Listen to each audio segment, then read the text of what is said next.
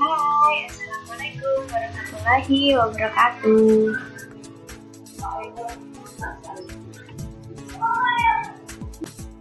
Halo teman-teman, dan perkenalkan saya Miss Yuliana. Nah, di sini kita akan belajar bersama-sama ya.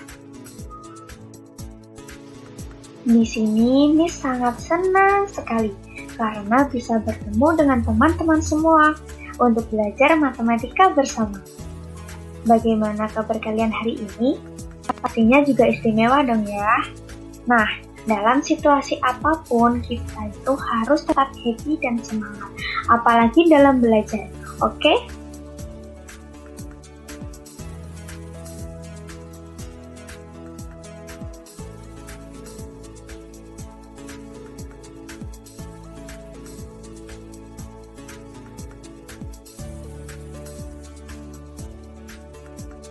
Nah, kalian pasti penasaran ya teman-teman, untuk materi ini dipelajari di kelas berapa? Nah, untuk materi teorema Pythagoras ini dipelajari di SMP pada kelas 8.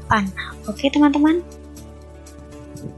Kompetensi dasar pada pembelajaran materi ini adalah agar kita dapat mengenal dan memahami teorema Pythagoras serta menjelaskan teorema beserta penyelesaiannya.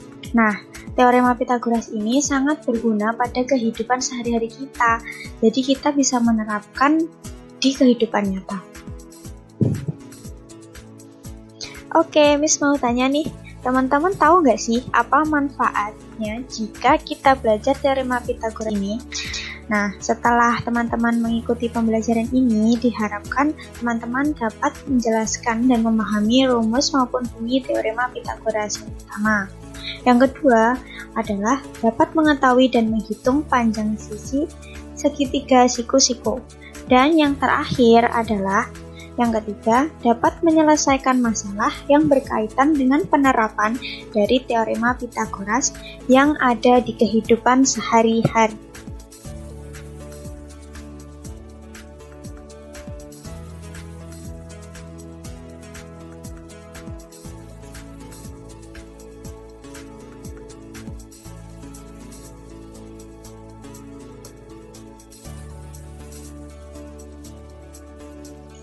Pada materi-materi sebelumnya, kalian pasti sudah tahu kan macam-macam bangun datar?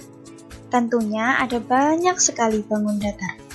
Nah, di sini Miss punya macam-macam bangun datar.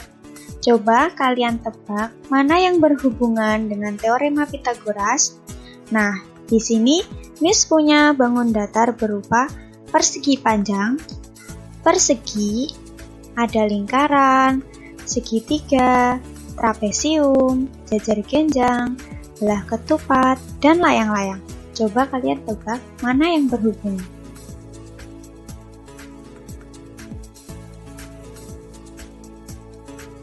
Nah, benar sekali. Bangun datar yang berhubungan dengan teorema Pythagoras adalah bangun datar segitiga. Nah, sekarang Miss punya pertanyaan lagi nih. Dalam segitiga terdapat banyak sekali jenis, yaitu ada segitiga sama sisi, segitiga sama kaki, segitiga tumpul, dan segitiga lancip. Nah, ayo sekarang segitiga mana yang berhubungan dengan teorema Pythagoras? Coba kalian ya.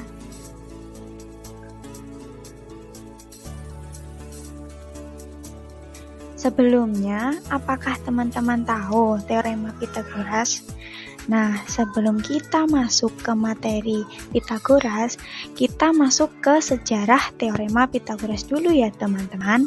Tentunya teorema Pythagoras itu lahir bukan tanpa cerita dan hanya iseng-isengan saja nih. Tapi ada ahli tokoh yang sangat berperan untuk terciptanya teorema Pythagoras ini. Oke teman-teman, nah sekarang kita masuk ke sejarah di mana adanya teorema Pythagoras. Nah, pada saat ini teorema Pythagoras itu lahir karena seorang ahli ilmuwan yang terkenal yang bernama Bapak Pythagoras atau biasa disebut Bapak Bilangan yang sangat familiar di kalangan para pelajar terutama anak-anak matematika.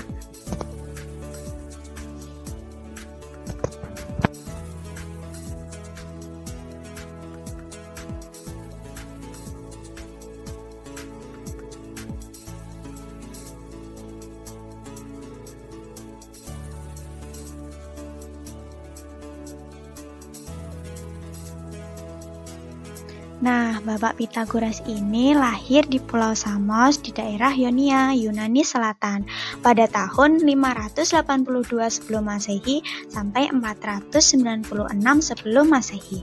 Nah, beliau ini adalah seorang matematikawan dan filsuf Yunani yang paling dikenal melalui teoremanya. Dia juga dikenal sebagai Bapak Bilangan. Nah, banyak sekali sumbangan penting yang dia berikan pada dunia filsafat dan ajaran keagamaan pada akhir abad ke-6 sebelum Masehi.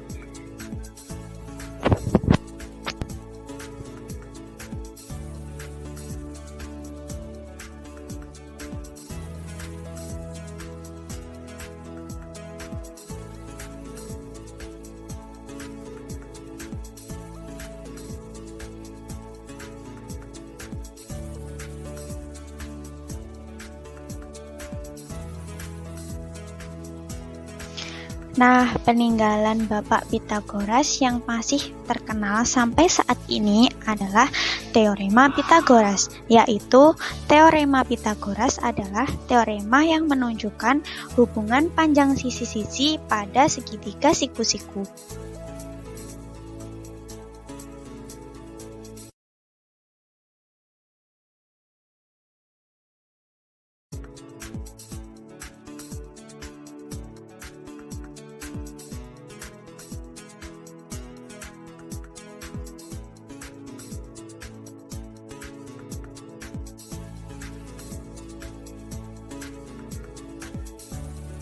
Oke, sekarang kita masuk ke soal ya teman-teman.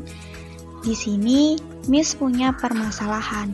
Satu permasalahan yaitu sebuah kapal berlayar sejauh 100 km ke arah barat. Kemudian kapal tersebut berbelok ke arah selatan sejauh 75 km. Nah, jarak terpendek kapal tersebut dari titik keberangkatan awal adalah dengan rumus Pitagoras, kita dapat mengerjakan soal tersebut. Pitagoras sangat berhubungan dengan kehidupan kita sehari-hari seperti soal ini.